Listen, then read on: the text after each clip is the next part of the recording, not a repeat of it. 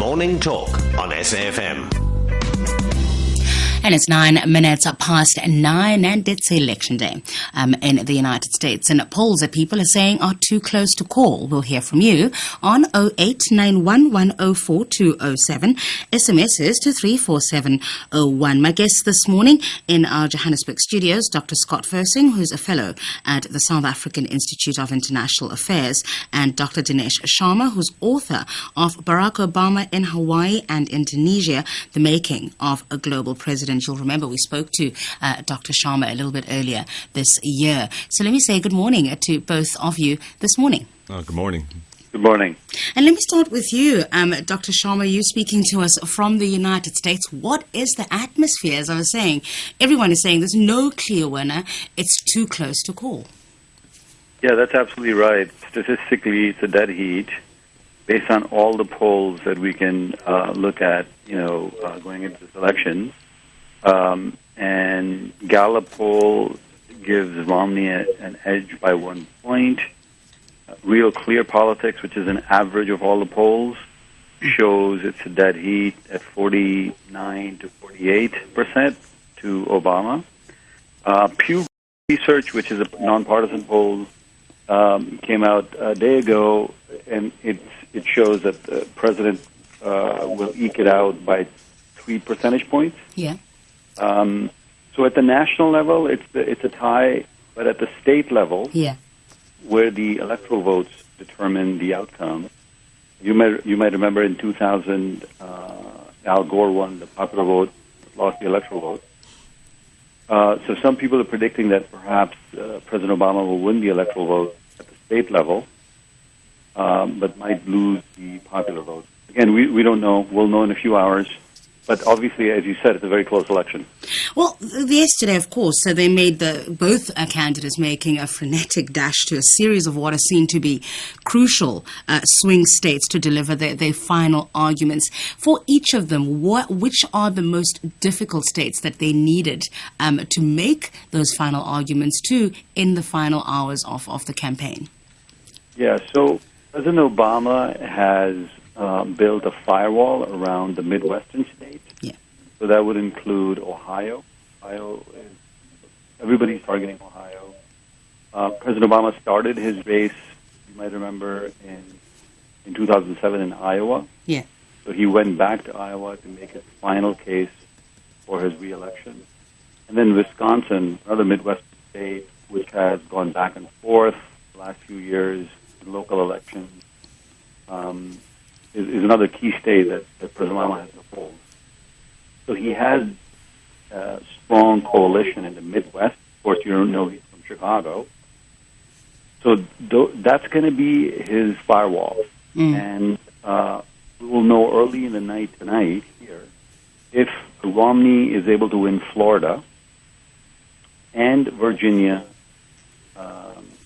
And, of course, if he manages to eke out Ohio, then it might be a good night for him. But again, winning Ohio and Florida and Virginia is going to be pretty tough because of the ground operations that the president has in these states. Let me bring Dr. Fersing into this conversation. In South Africa, we tend to poo-poo polls, basically. We just look at them and go, whatever.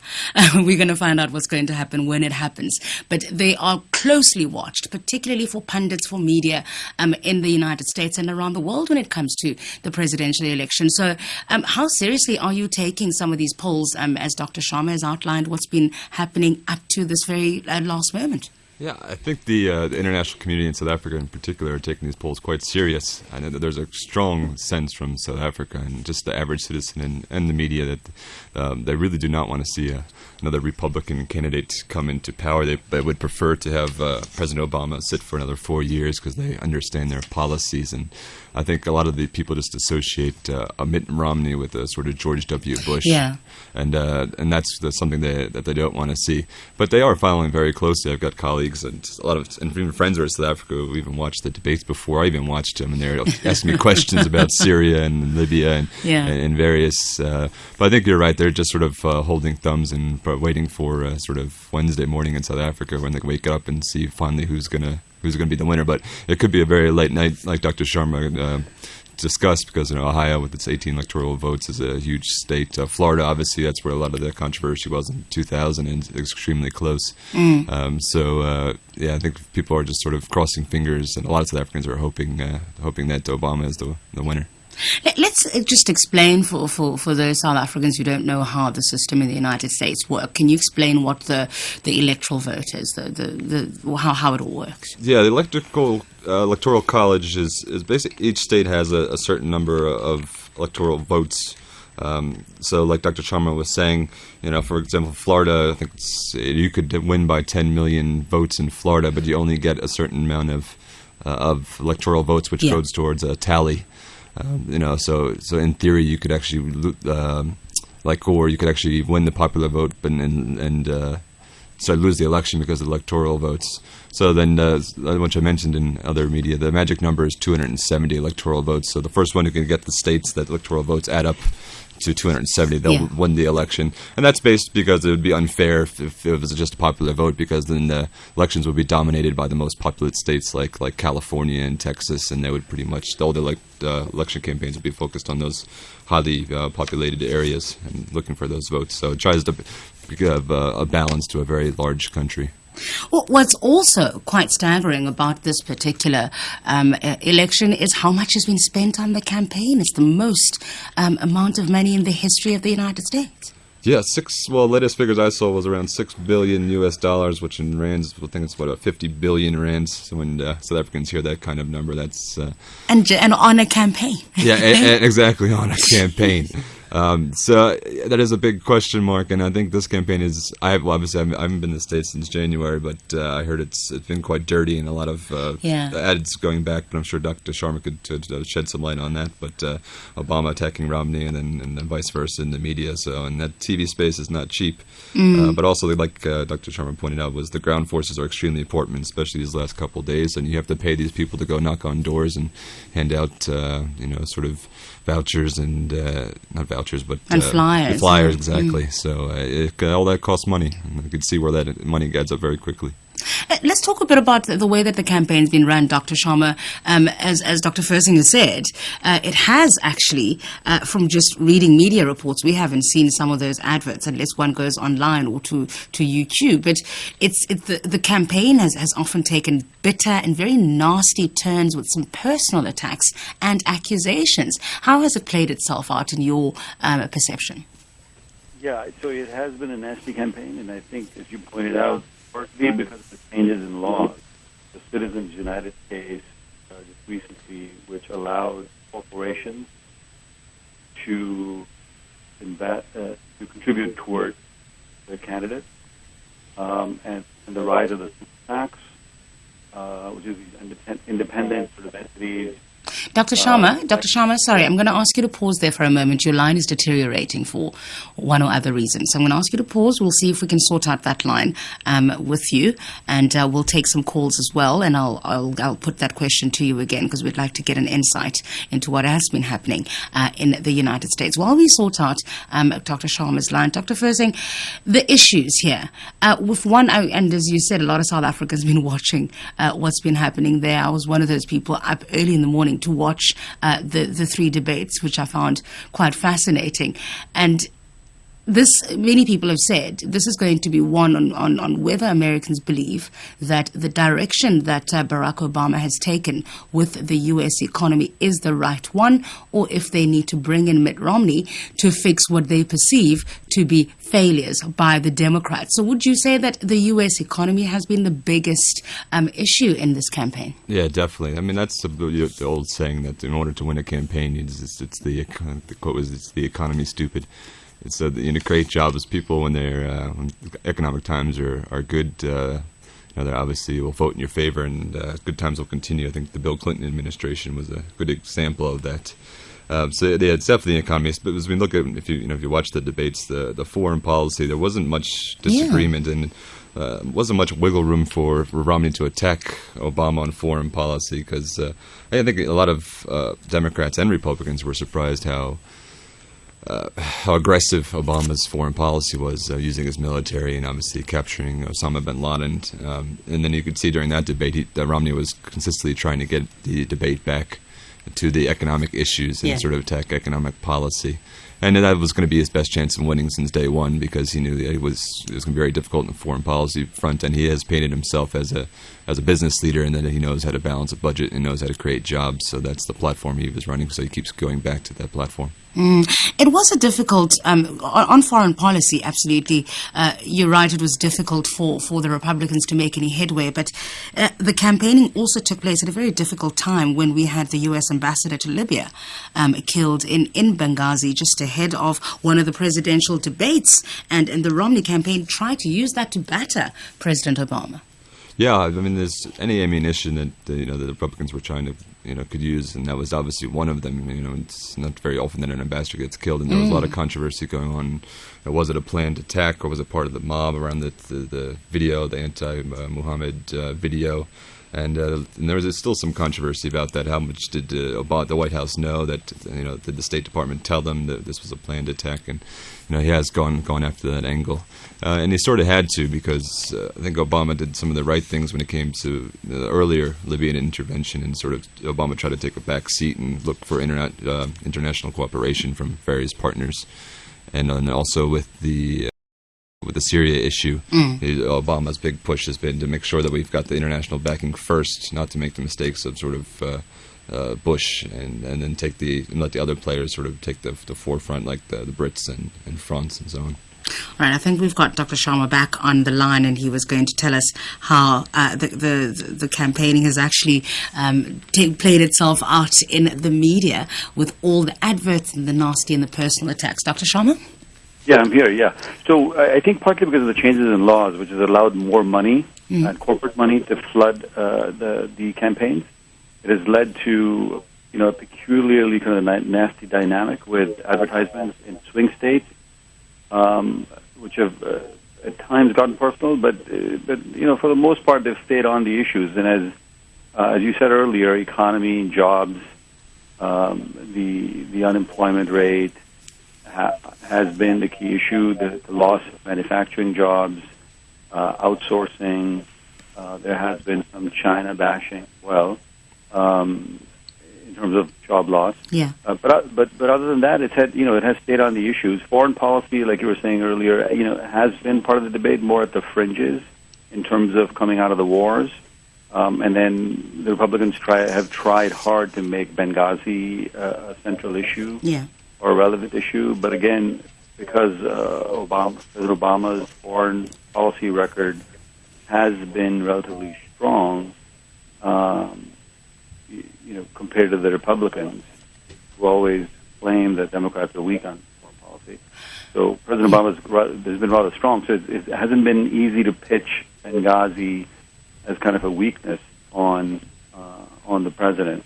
But yes, I mean, if there's an Achilles heel in the election now tonight, it's the unemployment number, which is at 7.9%. It has come down. There's consumer confidence is positive. There is more investment in technology. Corporations are spending more on technology and on building infrastructure and organizations within. But there is, the overhang of the Great Recession that we just came out of. And the case that the president has made is that it was much deeper than we thought, but we're on the right course. So on optimism, there is clearly an uptick for the president. His favorability and likability is still very high relative to Mitt Romney. But on tackling the economy, the deficit, the debt, the likely voters are giving slightly higher marks to Romney at this point.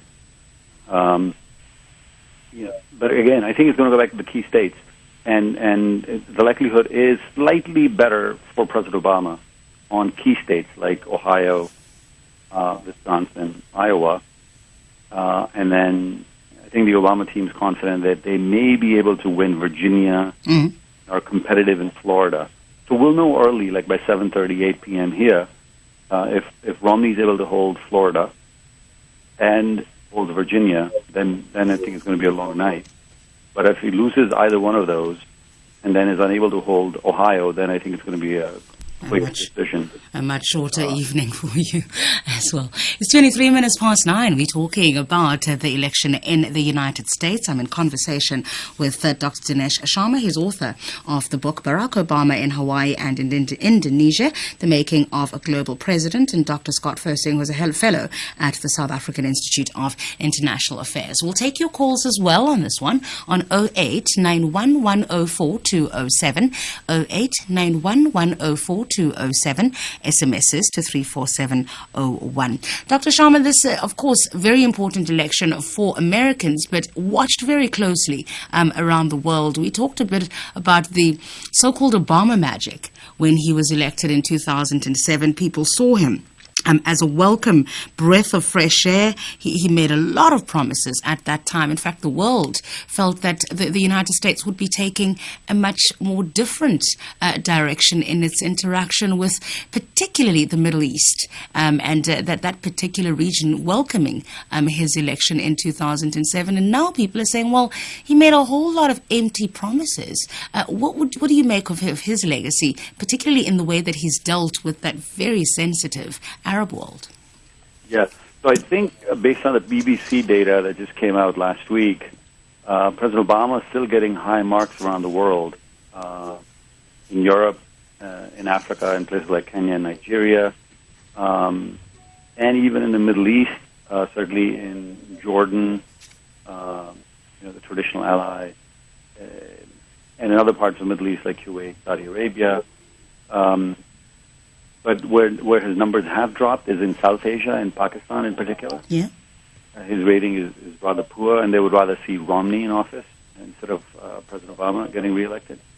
So overall, President's approval around the world has stayed relatively high, much higher than it is in some parts of the United States. So people give him high marks. Certainly in Europe, they give him high marks for the bailouts. And in terms of dealing effectively with the recession, which had a global impact. Clearly, in the Middle East, we're still caught in a mire, quagmire. Specifically, obviously, in relation to Iran and the genocide in Syria. So those are tough issues. But overall, he gets, I think, high marks for dealing with the Arab Spring, supporting the Arab Spring, and then getting out of the wars. And you'd agree, Dr. Fersing? I hear you agree. Yeah, I think a big point about Obama and why he's still so well liked is I think he's sort of predictable. He relies very much on diplomacy, where during the Bush administrations you weren't sort of sure how sort of America would act, if it would be more coercive and more threatening on certain situations. And I think Obama definitely made the right choice with Hillary Clinton, who is the most traveled Secretary of State of all time, and her diplomatic efforts have been enormous. So they know that he won't take drastic changes when it comes to foreign policy, and that dependability is crucial when it comes to bilateral and sort of multilateral relations. Is there a fear, Dr. Fersing, that if Mitt Romney does become U.S. president, that foreign policy will go back to the aggression of the George W. Bush days? Well, it's tough to say now because no one really knows much about his foreign policy. Yeah. If you go on Romney's website, it's almost very difficult. There's about one page on foreign policy and doesn't have much experience there. Well, I think a lot depends on if he does get elected and once he appoints his cabinet and his sort of closest advisors.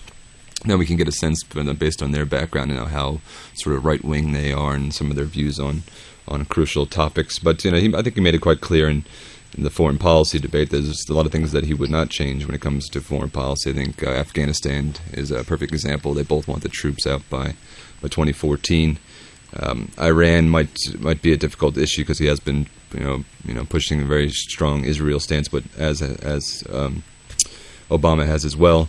And then also Syria, Romney's attacked Obama on Syria, saying that we're not taking the leadership role, and then the U.S. should be more at the front stages. That's a little bit where they differ on the foreign policy front.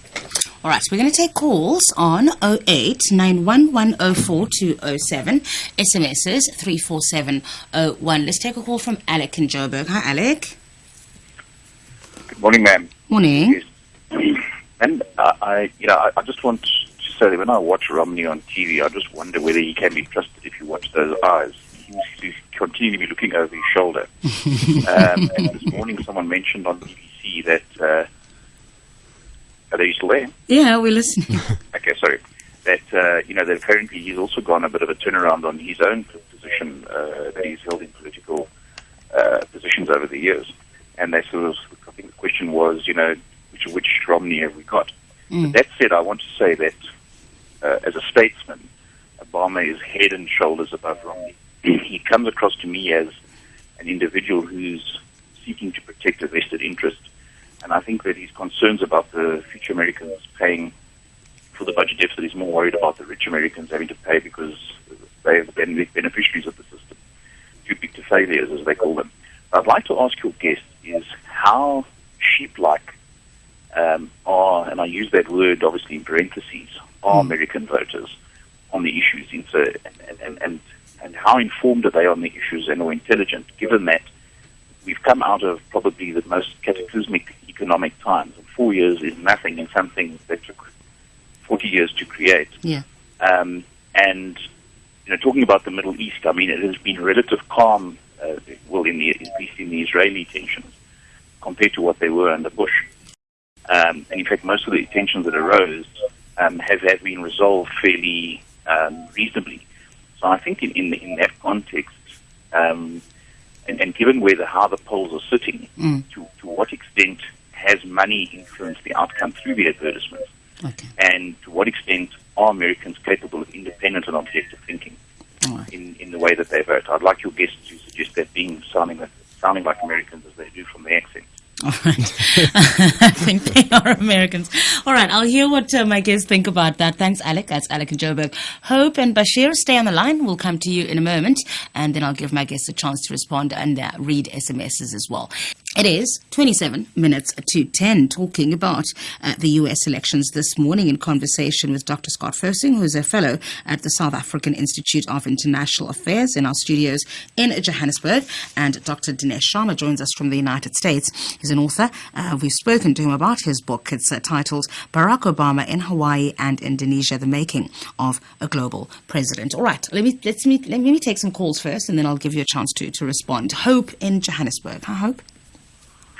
Good morning, Fiki, and your guests. I'm one of the people who were skeptical and still remain skeptical about this hype which has been created around the election of President Obama. I think he's a good person because I think the hype was actually misplaced. There are people who thought that he could change American foreign policy in the Middle East. He could remove the embargo, economic blockade on Cuba, release the Cubans who are arrested there, drone helicopters will stop. And that has not happened because some people say there are more people who were killed with drone helicopters under his leadership than even under President George Bush. So I think the whole military oil complex of the USA, which we don't talk about, is going to create all this hype. I don't know. It's like maybe we watch Soapies. I don't know. But American elections are very important. But I think the hype is just the hype I always get people talking about when they watch soapies. So you feel it's all an act? There are more problems and insecurity in the world. And I mean, what is the difference? Has the insecurity of the world changed since the people don't talk about the Democratic Party belongs to? This individual who's going to make big changes in the world. Fine, I think he's polished. He's very intelligent, but what is the system in which he operates in? Well, is that system ready for some of the problems people have with U.S. foreign policy? Okay. Thanks, Hope. Bashir in Lenasia? Hi, Seki, and your guest. Look, I tend to agree with Hope. I think there's a reason why the election is now too close to call, because there is hardly any difference to choose now, currently, between the two candidates. Essentially, there's no difference in their foreign policy. It's equally sort of xenophobic and Islamophobic, which strangely enough, the average American seems to prefer. The domestic policy, yes, there is a difference, but again, President Obama, he talks up a storm. He threatens to tax the rich, but he doesn't really follow through on his on his threats. That is why corporates are now spending an awful lot of money, to sort of win favor with both candidates.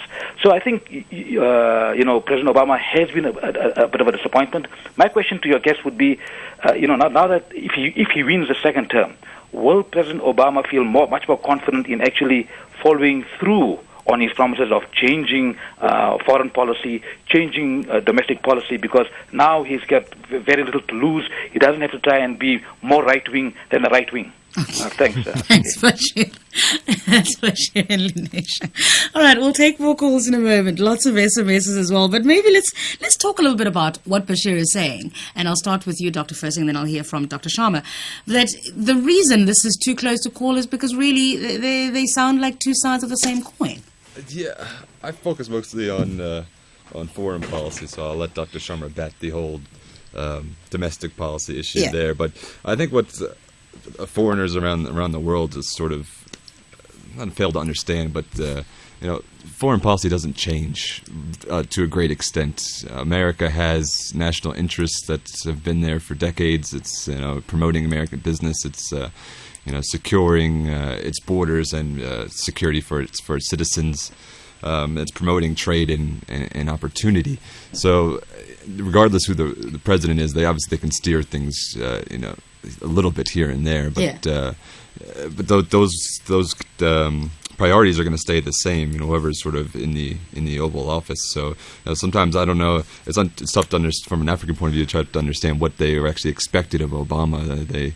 It seemed like they expected the world, and they wanted him here almost every year, and huge policy changes, and and I think some people understood that just wasn't going to happen, and so I think that's just a very important point when it comes to the foreign policy. But if he does win and he gets his second term, then as Bashir says, you're a little bit more relaxed. So all those promises that got you in there at the beginning, do they then become easier to implement? Yeah, it depends on what the issue is.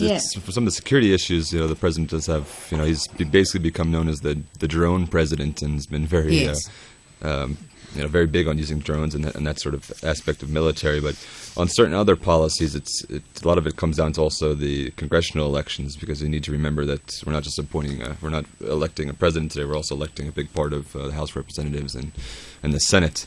So just to give an example, for U.S.-South African relations, there's a big AIDS program called PEPFAR. It's the President's Emergencies Plan for AIDS relief. And that's going to start diminishing over the next couple of years down to $250 million. And also a big policy is AGOA. That's been the big concern of African countries when it comes to trade and the U.S. foreign policy. They want to know what's going to happen to their businesses, and rightfully so. For the listeners who don't know much about AGOA, it basically allows a couple thousand products to enter the U.S. duty-free or very low. And for that it actually expires in 2015. Now, for that to pass, it actually has to go through Congress first, and then the president signs off. So it depends on who's the sort of leader, because we've seen a big problem with the Obama presidency was that sort of bipartisan politics within the Senate and the House of Representatives. And do you think things are going to remain the same with the Democrats in Senate and the Republicans with Congress? Yeah, that right now it seems, but it's also they say it's too close to call, but it's going to stay the way that it is. But going back to AGOA, it's that uncertainty. I mean, just recently, they passed something called the Third Country Fabric Provision. A lot of Africans who are in the apparel industry were waiting for this news for months on end and getting very anxious. Now, what that actually that provision allows is for African apparel makers to source fabric from other countries such as China and India, which really makes them competitive in the global market.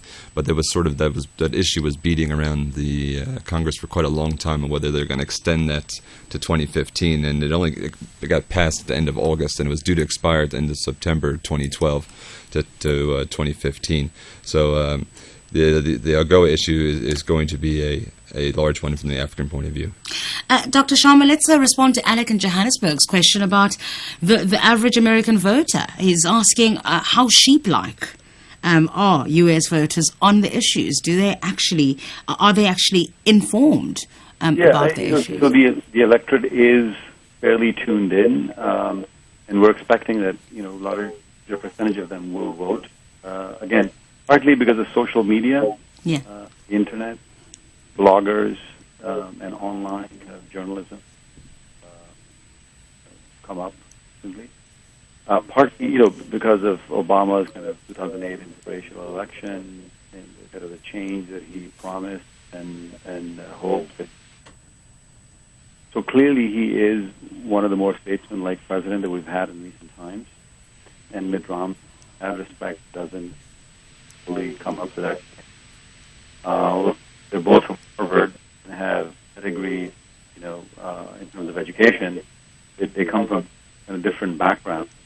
Obama, I think, as I tell in my book, is the first president whose father was from Africa, and mother, worked overseas in Southeast Asia most of her life.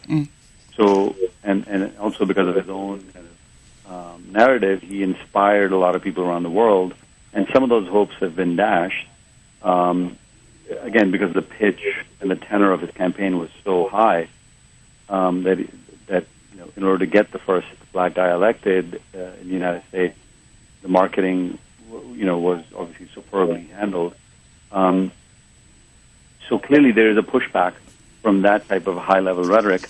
But the citizens are engaged. I think the key issue that's kind of animating the electorate right now are economy and the jobs. And Mitt Romney obviously has done pretty decent sales job on selling himself as a turnaround CEO personality that can bring the United States of America back into a leadership position economically around the world. And that's really the big sales pitch, which the president's team has tried to counter by saying, well, no, really not. He was really more of a manager of money and not really a job creator. Right? Yeah. He was head of Bain Capital. Yeah. He was really doing leverage buyouts. Now, most people may not understand what leverage buyouts is. A very specialized type of industry that grew up in Wall Street because of high deregulation that took place. But they see Romney as more sort of capable of creating jobs, of siding with Wall Street or with small businesses, and so on and so forth. But clearly, on having a global perspective, having a perspective that resonates with the progressives in the country, and to be more environmentally sensitive, more sensitive, about going into wars. Clearly, President Obama resonates to that demographic in the United States, and while it's true that foreign policy will not change, President Obama is somebody who doesn't, by sort of temperament, does not like to go into wars. Does not like to have confrontations around the world. As Romney has said, he goes around the world apologizing for real or imagined transgressions that the United States may have committed around the world. Yeah. Which is not really true, but that's the claim that he makes. And certainly that's the impression that Republicans have of Democrats. So in terms of foreign policy, I think Romney will be far worse. We don't know much about his foreign policy because he doesn't have much experience there, but the advisors around him are all neoconservatives who advised Bush and Cheney in the earlier administration. So, changes in terms of being tough on China, in terms of trade or currency manipulation, something that he's talked about openly, being tough on Iran, potentially, starting a war with Iran, and staying longer in Afghanistan are several of the things that he has openly talked about. Of course, in the foreign policy debate, he completely did a 180 in order to appear to be more amenable as commander-in-chief. But these are these kind of hawkish statements that he's made in terms of foreign policy. All right, we're going to take calls. I'm going to ask Mo and Brian to just stay on the line. Let me read some of your SMSs sent through to 34701. Errol in Pietermaritzburg says Obama faces an uphill battle to win, and depending on who can bring their voters out, that person will win this election, especially the turnout in the swing states. Another one says, for world peace, Obama talks peace but makes more war. Romney talks and will act for more war, so invasion and occupation of more Muslim states will occur, like Syria soon. Kaski in Pietermaritzburg says the polls showing are the polls are deceptive. I'm gonna have to like edit this as I read. The polls so far are deceptive. The electoral college votes are more important. Another one says what's not discussed by Obama and Romney is that the subsidization of billions to Israel directly and indirectly is hurting ordinary Americans and draining U.S. resources and the economy. Tabang says, how seriously do U.S. citizens take the elections and politics? From where I'm sitting, it looks rather frivolous. And I think that underscores Hope's comment about it feeling like a soap opera, but we'll talk about that. We didn't actually talk about that. We'll talk about that in a moment. And Baseka Makoti says the expensive and stale Barack Obama's regressive administration should go for propping up the ANC zombie state education. Yeah, okay. Another one says the two analysts have obviously not seen the effects of Obama's drones and opinions of non-U.S. client Arab states, and rich bankers are the beneficiaries of bailouts. Jan says America has the best government money can buy. Politicking is just smoke and mirrors. Another one says Romney is hot but anti-abortion. Obama is a good president, but his wife is a first lady for blacks only. All right. Mpo says America needs the Republicans, and we should not forget that it was under Clinton that Islamist terrorists conceived, planned, and only executed just as Bush came into power. All right, so let's hear from Mo in Cape Town. Hi, Mo. Hi, good morning, Chiki, and good morning to Casey. Yeah, Chiki, here's a few things quick. I'm going to read quickly down that I wrote about Obama, which I found on the internet. First of all, under Obama's presidency, there's been more drone attacks in one term than there's been under Bush in 8 years. Under President Obama, there's been more aid to Israel. Under President Bush's whole 8 years, he haven't given more aid than Obama has in his first term. And under President Obama, for example, there's been more, conflicts, whether it's in Africa or the Middle East, under the whole of the presidency of President Bush. So what I'm essentially saying here, it's a myth that Mr. Sama is spreading, that Obama's so popular. First of all, that poll that he talked about BBC, do people still take BBC serious? I want him to go to Al-Ahram, which is the biggest Egyptian newspaper, poll, where it clearly found that Obama's popularity is reaching the same level and unpopularity is reaching the same levels as President Bush. And we know President Bush's unpopularity in the Middle East and Africa was very low. So what I'm saying to him is that, we should stop creating this myth that Obama is better than Bush and his policies are better than Bush. In fact, in some cases, it's even worse than President Bush. So he's and the reason why people going to vote for him, black people in America and some black people are supporting me in Africa, is because only because of his skin color, and they're not judging him on his policies, because he's given less aid to Africa than President Bush. So what my final point is, what I'm essentially saying is, that we should stop. For example, there's more vetoes under Obama protecting Israel than President Bush. So if you guys can just respond to those points. Thanks, Mo. Brian in Norwood. Hi, Brian. Hi, Brian. Morning. I think as a Jew and as a believer in Israel, I believe there's no country like America, and I'll tell you why.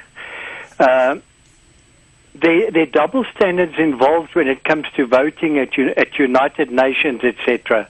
No Islamic state or country has ever, at any time, voted in favor of Israel, irrespective of what they do. And we need, thank heavens, thank the Lord that there's a country like America that can balance the security of Israel. Because if Israel relied on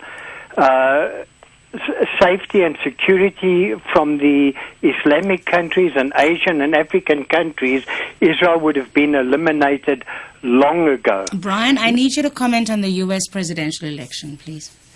I don't mind who comes in because I've got tremendous faith in whoever comes in. Because I feel that America is the only country that can bring about peace. And there needs to be a change of attitude in the Middle East where there's not so much bickering and fighting among one another. You take the Palestinians... Okay. All right, I'm going to have to let you go, Brian, because I've asked you to comment on the U.S. presidential election and you taking again back to the Middle East situation, and that's not what we're talking about this morning. Thanks, Brian. Let's hear from Chris in East London. Hi, Chris. Good, man. You know what? I've been watching the presidential elections for the last few years. It's actually quite amazing how these things happen and how they go down. I'm actually amazed that this it becomes like more of a roadshow every year. Yeah. I mean, I always stand amazed to know how a Kenyan can become American president. I watched an amazing show last night on RT, Russia Today, about President Obama and the fact that he was born in Kenya and he's running for president. That to me is like absolutely amazing, and how they're trying to cover it up to say that he was born in Hawaii and things like that. I don't know. I think whoever comes in is like pick the evil. I don't think the one is better than the other. I think everything, the road is to all good is paved with good intentions. But I think at the end of the day, the wheels fall off somewhere along the line, and they all just fall back into the same rut of we tried our best and well, just never mind the rest, and everybody else just takes the hard road. But yeah, it's an amazing, to me, it's an amazing journey. Yeah. And like I say, I find it amazing. To me, in American politics, there's actually only two candidates representing the same party, because there's not much difference between the two. They're both to the left. So I don't know. It just doesn't make sense to me. There's not anyone else can come in from the outside. There should be 5 parties. That's true democracy. 5 parties all vouching to have a president up there and may the best man win. Not 2 people that all everybody thinks is from a different party, but there's actually not much difference between the Democrats and the Republicans. Okay. Thanks, Chris. Panda in Cape Town. Morning. Thank you, Vicky. Hi. Yes. Thank you for taking my call. I just want to add a theological statement amidst of all this politicking, election fever, economic views. It's informed, it's backed by the fact that there was a news report this morning that a certain psychic from Kenya has predicted that Burma will win on a clean sweep, blah, blah, blah. And I just want to say that's a lie. Psychics are liars, and we know who their God is. They must no wonder the Bible says we must not believe in them. In Xhosa it says, that's a lie. And moreover, that psychic is biased from Kenya. I don't believe that. This is a closely contested elections. We cannot take such things. Why? Okay. All right. Thanks, Panda. I'll read SMSs and get responses from my guests in a moment. Morning Talk on SAFM. Wrapping up our conversation, some of your tweets on Gezwa says, I wish everyone that comments would just do a little bit of research on how China has managed to control the U.S. Bush is to blame for war. Also that U.S. is in so much debt because of the Iraq war. China controls the U.S. economy because they bought the bonds. It's difficult to save the United States. SMSs. Joe in Pretoria says, state-sponsored Christian and Jewish terror perpetrated by America and Israel will continue irrespective of whether Obama or Romney comes into office. Another one says, will changing the collar really change the dog? USA is a massive war machine that acts like a playground bully, and I don't see that changing whoever is in charge.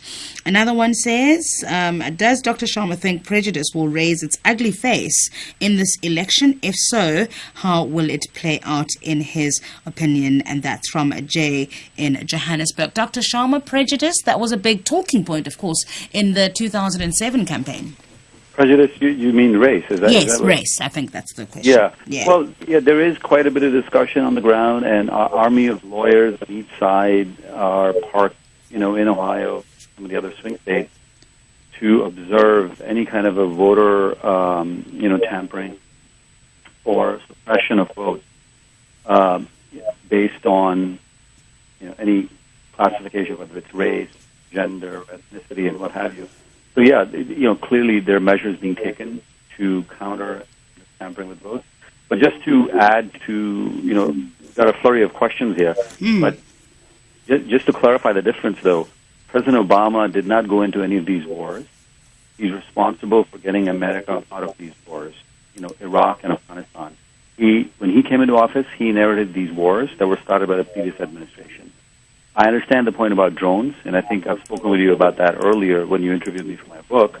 But, it should be noted that there is a very clear difference between Bush and Obama. Obama has gotten America out of these wars because he believes it's time for building the economy, society, and infrastructure at home, not to be spending trillions of dollars overseas. Now, the Middle East policy vis-a-vis Israel, of course, is much more complicated. We can't solve that, in one conversation or one election. But there is a clear difference, at least in the voters' minds here, that what happened under Bush is very remarkably different in some ways than what Obama tried to do in terms of the wars in Afghanistan, Iraq, and also supporting the Arab Spring, the tone and the rhetoric with the Islamic world. So these are all of the initiatives that Obama has put forward. All right. And for you, Dr. Fersing, it sounds to me, a lot of people seem to be saying that it's as entertaining as it is to watch the U.S. elections. It feels for them like it's a Hollywood script. Yeah, I think that all I can say about some of the callers is aish to use my South African terms. Yeah. But I think that's the thing that came up the most often over a lot of the callers and SMSs was this thing about what is the difference between Republicans and Democrats. Yeah. And obviously the American system, it's not a perfect system. It is a two-party system.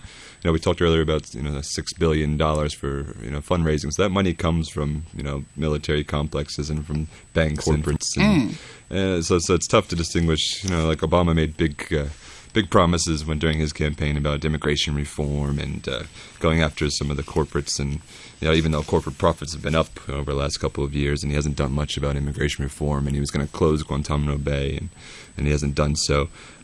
So that party politics is most of the country is sort of as registered as Democrat or Republican, so that's the way they're going to vote, and most of the time they're going to vote that way. Would it be great if there was another independent, another party? Yeah, I think so. It's always good to have more options and to see some more leadership and more individuals come to the party. But that's a system that America has, and that's a system that we'll continue to have over the future. We'll leave it there, and we'll be watching very, very closely. I don't think I'm going to sleep tonight. Thank you very much to both of you for your time this morning. That's Dr. Scott Fersing, who's a fellow at the South African Institute of International Affairs. Dr. Dinesh Sharma is an author of the book Barack Obama in Hawaii and Indonesia, The Making of a Global President. It's gone 10. Let's get the news from Vabakshini Chetty. From Vabakshini Chetty. From Vabakshini Chetty. From Vabakshini Chetty. From Vabakshini Chetty. From Vabakshini.